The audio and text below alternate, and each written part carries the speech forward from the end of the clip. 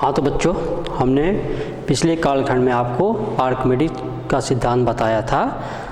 तो आर्किमिडीज सिद्धांत हमने आपको क्या बताया था? आपको बताया था कि जब किसी वस्तु को किसी द्रव में आंशिक रूप से डुबोया जाता है तो वस्तु स्थिर अवस्था में आ जाती है, जिससे वस्तु की भार में कमी हो जाती है।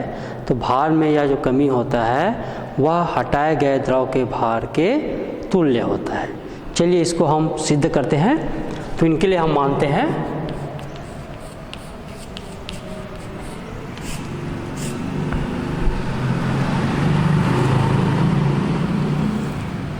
मान लिए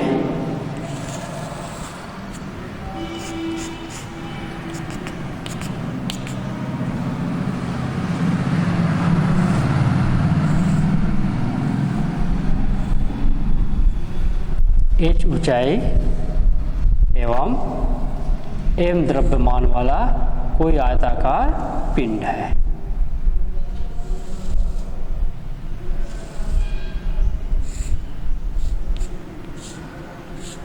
ठीक है, इस प्रकार से मान लेते हैं कि क्या माना गया है? h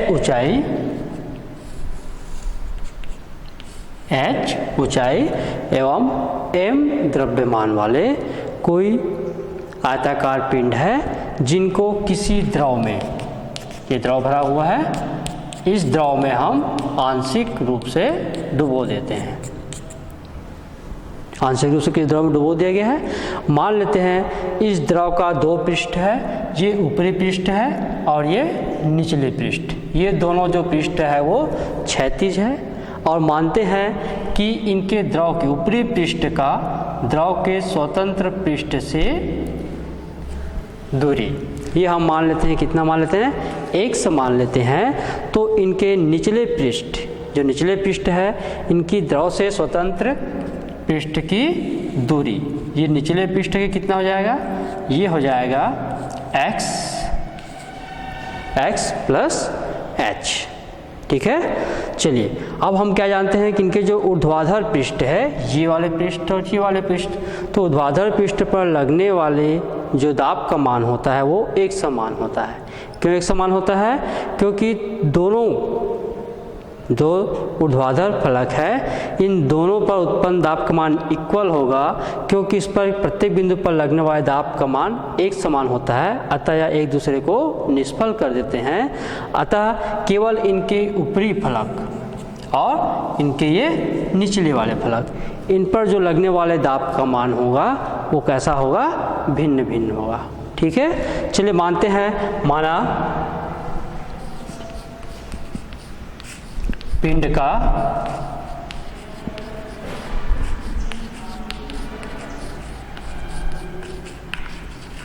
अनुप्रस्थ काट का क्षेत्रफल, पिंड का अनुप्रस्थ काट का क्षेत्रफल हम मान लेते हैं a। तो जो हटाया गया या विस्थापित द्रव है उनका आयतन, तो विस्थापित द्रव का आयतन, विस्थापित द्रव का आयतन, ये आयतन हो जाएगा v, इनका क्षेत्रफल गुणित ऊंचाई, अर्थात इनका आयतन आ गया a इंटू h। ठीक है, अतः विस्थापित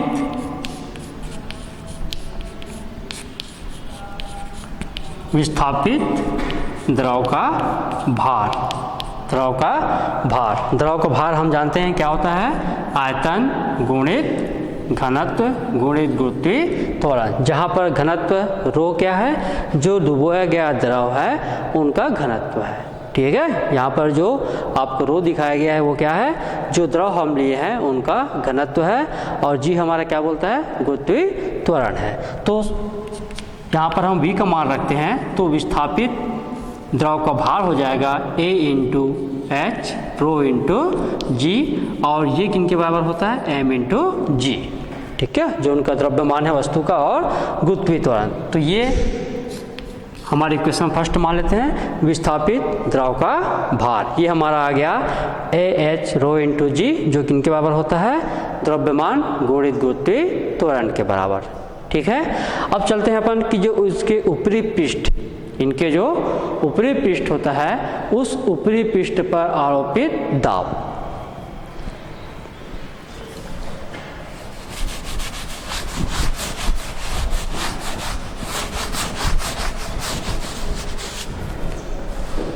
ऊपरी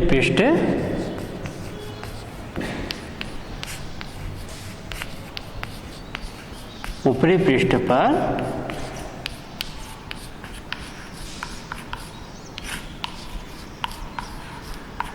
आरोपित दाब। आरोपित दाब हम मान लेते हैं P1, ये हो जाएगा दूरी x इंटू घनत्व इंटू g। ठीक है, तो ये ऊपरी पृष्ठ पर आरोपित दाब हमारा हो जाएगा P1 x रो इंटू जी। अतः ऊपरी पृष्ठ पर ये ऊपर पृष्ठ है, इस पृष्ठ पर नीचे की दिशा में लगने वाला बल,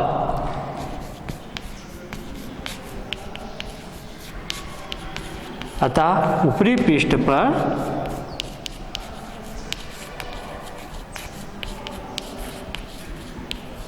नीचे की दिशा में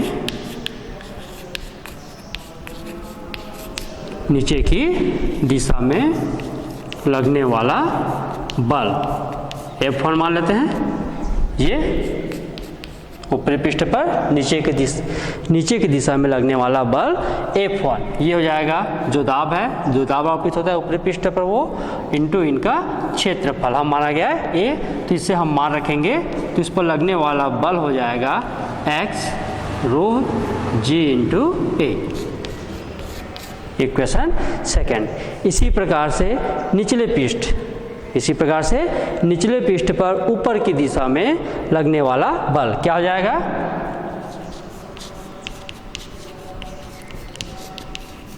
इसी प्रकार निचले पृष्ठ पर ऊपर की दिशा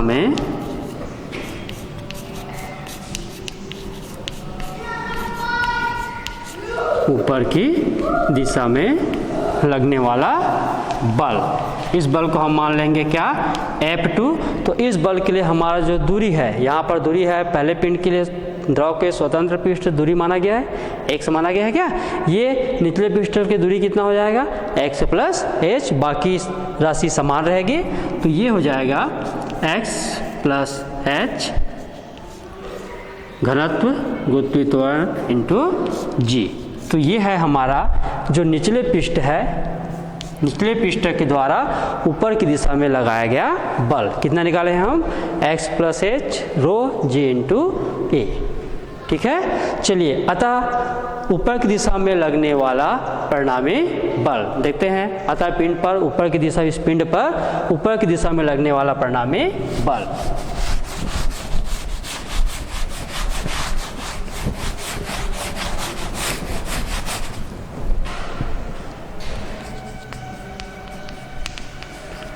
अतः पिंड पर ऊपर की दिशा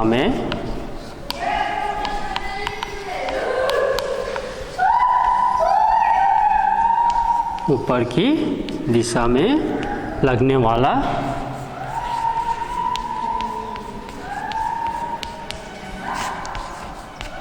परिणामी बल, तो ये परिणामी बल ऊपर की दिशा में हो जाएगा F2 माइनस F1। यहाँ पर F2 को मान रखेंगे, ये हम क्या निकाले हैं, x प्लस h घनत्व g इंटू a, और F1 हम निकाले हैं x इंटू घनत्व g इंटू a। अर्थात हमारा इसको जब हल करेंगे, इनको हम कोष्टक सॉल्व करते हैं, तो हमारा क्या हो जाएगा, x rho g into a plus h rho g into a minus x rho g into a। राशि सेम कट गया तुम्हारा, अर्थात परिणामी बल हमारा आ गया h रो जी इंटू ए, जो इसको हम निकाले थे ये किसके बराबर था, ये m इंटू जी के बराबर। ठीक, अतः पिंड का प्रेक्षित भार,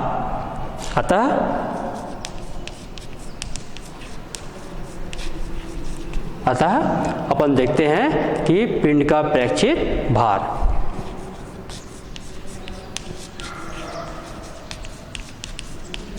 पिंड का प्रेक्षित भार ये हो जाएगा W इंटू एम जी, और प्रेक्षित भार हम कितने निकाले हैं, इसमें भी m इंटू जी माइनस एम इंटू जी, अर्थात प्रेक्षित भार, पिंड का प्रेक्षित भार कितना हो गया, 0 हो गया।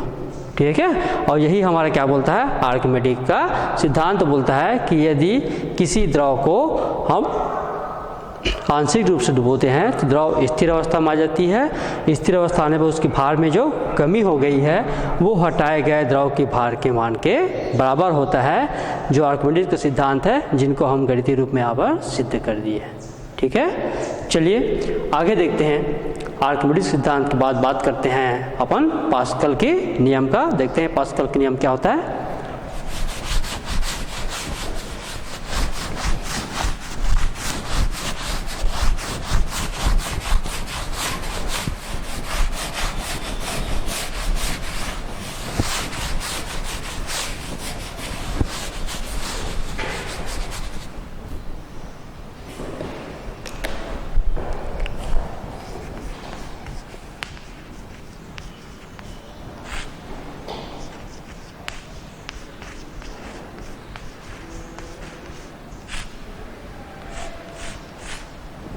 पास्कल का नियम, तो पहले हम देखते हैं पास्कल का नियम क्या होता है।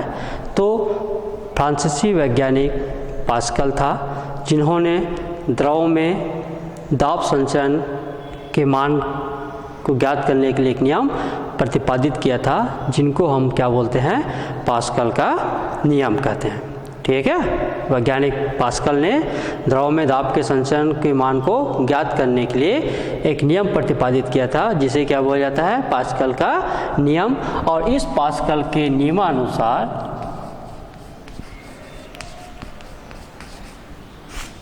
पास्कल के नियमानुसार पास्कल क्या बोलता है, पास्कल ये बोलता है कि बंद द्रव के किसी भाग पर आरोपित दाब होता है, द्रव द्वारा सभी दिशाओं में समान रूप से उसी परिणाम में संचित हो जाता है। क्या बोलता है इनके नियमानुसार कि बंद द्रव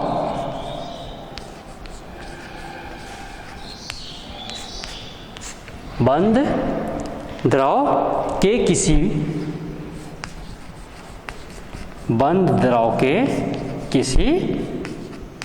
भाग पर आरोपित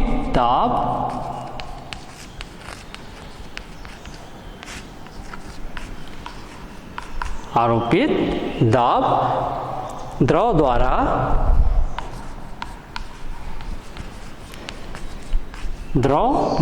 सभी दिशाओं में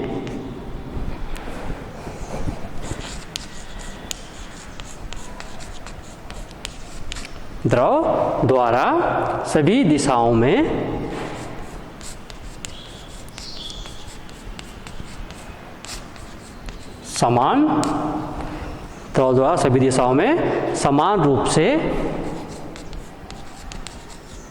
उसी परिणाम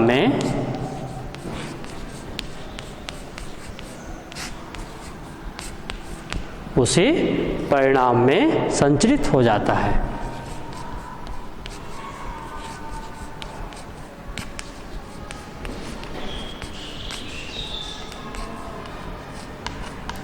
उसी परिणाम में क्या जाता है, संचित हो जाता है। पास्कल बोलता है कि बंद द्रव के किसी भाग पर आरोपित दाब है, द्रव द्वारा सभी दिशाओं में समान रूप से उसी परिणाम में संचित हो जाता है। या इनको अगर हम दूसरे शब्द में बोलना चाहेंगे पास्कल के नियम का, तो दूसरे शब्द में हम बोलना चाहेंगे तो इसको बोल सकते हैं कि यदि द्रव संतुलन अवस्था में है तो उसके प्रत्येक भाग पर दाब कैसा होता है, एक समान। या यदि द्रव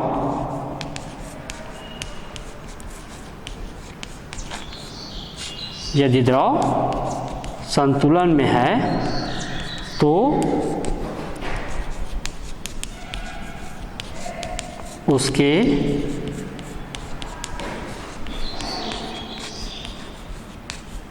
सभी भाग का दाब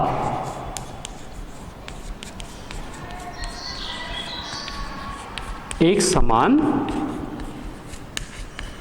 सभी भाग का दाब कैसा होता है, एक समान होता है। यह है हमारा पास्कल के नियम कि बंद द्रव के किसी भाग पर आरोपित दाब द्रव द्वारा सभी दिशाओं में समान रूप से उसी परिणाम में संचित होगा, या इनको दूसरे रूप में हम बोलेंगे तो बोलेंगे कि यदि द्रव संतुलन में है तो उसके सभी भाग का दाब कैसा होता है, एक समान होता है। ठीक है, चलिए इसको सिद्ध करते हैं, अपन इसको उत्पत्ति देखते हैं।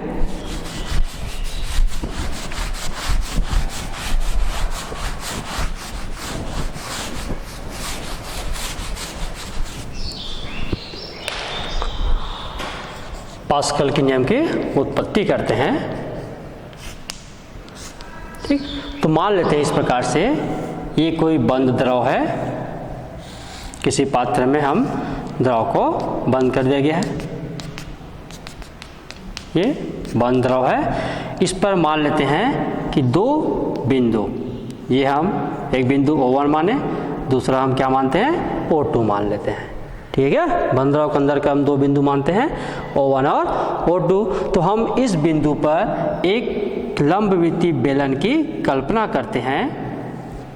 किसकी कल्पना करिए अपन, इस प्रकार से एक लंबवृत्तीय बेलन की कल्पना किए हैं, जिनके जो फलक है, ये दोनों फलक है, दो फलक दिख रहा है हमको, ये दोनों फलक किस रूप में रहेंगे, वृत्तीय रूप में रहेंगे, जिनका केंद्रक क्या रहेगा, इनके लिए O1 और इनके लिए क्या रहेगा, O2 रहेगा।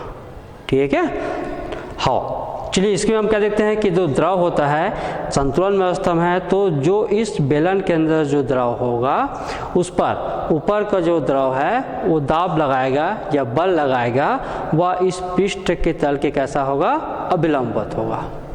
ठीक है, तो केवल अब अपन देखते हैं कि इसके फलक मान लेते हैं अपन, वृत्तीय फलक कितना O1 और वृत्तीय फलक अपन क्या मानते हैं, O2 मान लेते हैं। तो अपन मानते हैं कि O1 केंद्र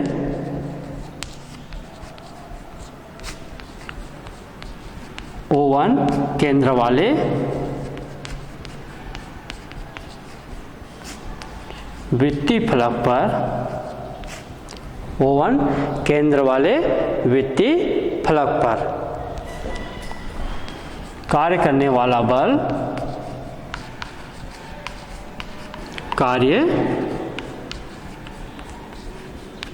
वृत्तीय फलक पर कार्य करने वाला बल यदि क्या मान लेते हैं, F1 मान लेते हैं अपन कि O1 वृत्तीय फलक पर कार्य करने वाला बल F1 है, तो फलक O1 पर आरोपित दाब, तो फलक O1 पर आरोपित दाब P1 इक्वल टू दाब होता है बल बटे क्षेत्रफल। तो आरोपित दाब P1 आ जाएगा F1 इंटू A, जहाँ पर A को हम मान लेते हैं, जहाँ पर A इक्वल टू O1 केंद्रक वाले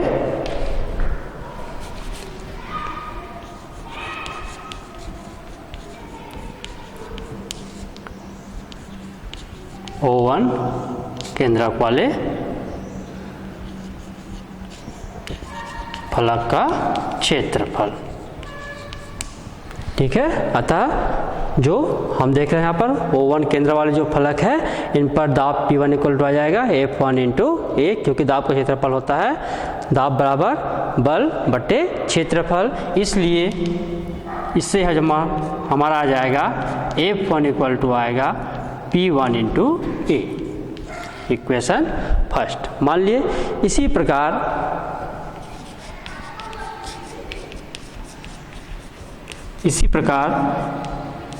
माना O2 केंद्र वाले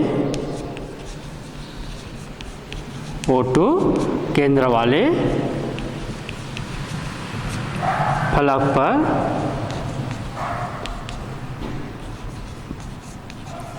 कार्य करने वाला बल, कार्य करने वाला बल क्या मान लेते हैं, F2 हो तो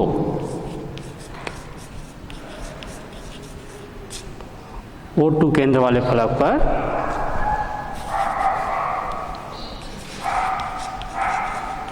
O2 केंद्र वाले फलक पर आरोपित दाब, ये आरोपित दाब मान लिए P2 इक्वल टू ये हो जाएगा F2/A, जहाँ पर A भी O2 जो फलक वाले हैं उनका क्षेत्रफल है। ठीक है, अतः F2 बराबर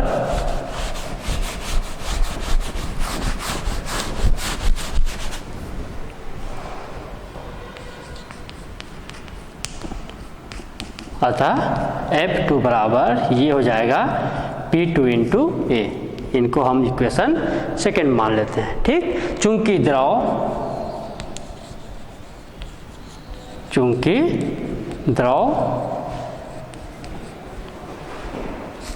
संतुलन अवस्था में है, चूंकि द्रव को हम कैसे माने हैं, संतुलन अवस्था में माने हैं, तो संतुलन अवस्था में इन दोनों पर लगने वाले बल इनका मान होगा इक्वल, अर्थात F1 बराबर A2। तो समीकरण 1 और समीकरण 2 से, समीकरण 1 व समीकरण 2 से, दोनों समीकरण से हम देखते हैं